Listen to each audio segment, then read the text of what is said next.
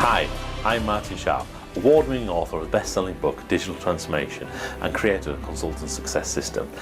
Today, what we're going to talk about is imparting knowledge. Specifically, how do you impart knowledge and make it sticky so that basically people don't forget it? They have a way of being able to reutilize it and make it work just for them. Because don't you find sometimes you end up telling people things and they just completely forget it? They've got no idea what you've said, and worse of all, not only have they got no idea about what you said, but they've also got no idea about how to apply that information. And this can lead to all sorts of problems, because not only can you be in situations where you might be expecting a certain outcome and the reality is it doesn't come to true, doesn't come to pass. You can also be in a situation where you've given somebody information and you're expecting them to act on it and they just don't. They just do absolutely nothing with that information or that knowledge. And this is a real shame, because it's a waste of your time and it's a waste of their time. Because at the end of the day, it means that either you're going to have to reiterate that message that you've already given them, or alternatively, you're going to have to do the work again, because it's not going to be to the standard that you're expecting it to be at. And this is a waste of resources, wouldn't you agree? And wouldn't you agree, it's also a massive waste of your time and probably highly frustrating. And surely you've got better things to do than having to go through and explain things time and time and time again. Now, as we've talked about previously, there's so many different ways that different people learn different pieces of information, and by having to take into account all these different viewpoints, you need to come up with a method that allows you to be able to give a message across and impart information that hits as many of those different ways that people will take that message on board, so that they can then internalize it and utilize it for themselves to be able to make sure that they're going to get the results that you're expecting them to get, and you don't end up doing all those late nights and all the early mornings.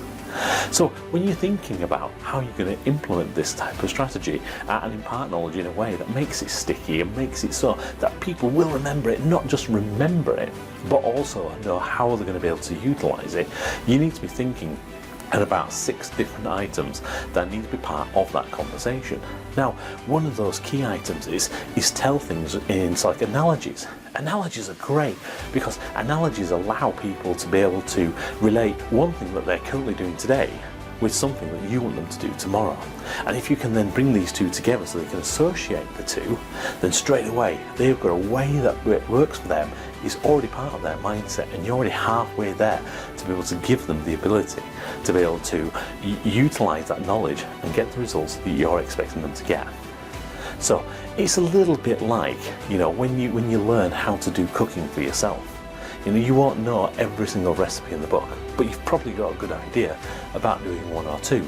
So for instance, taking the example of maybe cooking a bacon sandwich could be very similar to cooking a sausage sandwich. And you could use the analogy of cooking a bacon sandwich to give someone similar instructions of making a sausage sandwich. And these kind of analogies work really well.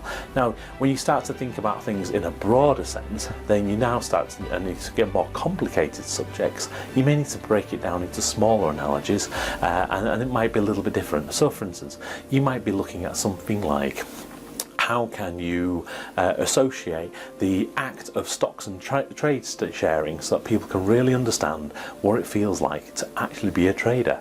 And you could use an analogy of being in a relationship. You get in a relationship when everything's really good and it's really high, and you know where everything's going, you're bouncing around quite happily, and then you have that rocky moment, don't you, where just to do something that you don't quite enjoy or it's not quite the way you want it to be, and you keep with them because they become your project. You're going to make sure you can fix them and everything's going to work fine. And the relationship, tends to take a few more lumps and bumps, but you've been with them for so long, it's kind of an investiture. And before long, you might find yourself in a relationship that you really didn't want to be in. And at that point, you really should have got out. But how many people do? And the same with stocks and shares. So you can see how you can relate one kind of experience to another, no matter how different they are. But you've got to find those experiences that most people already had. So, when you come to impart knowledge, are you going to be able to find some way of being able to get across to as many different types of people so that they can get it first time and that you can get the results that you're looking for? Or are you just going to continue to do it the way you are doing and spend the time doing the late nights and the early mornings? And as Benjamin Franklin once said, an investment in knowledge pays the best interest. Bye. Bye for now. If you enjoyed this video, then please click the subscribe button for more hints, tips, sound bites and extras in order to be able to help you influence change, build consensus and achieve a greater success in your life, in your career and in your organisation. So click that subscribe button now.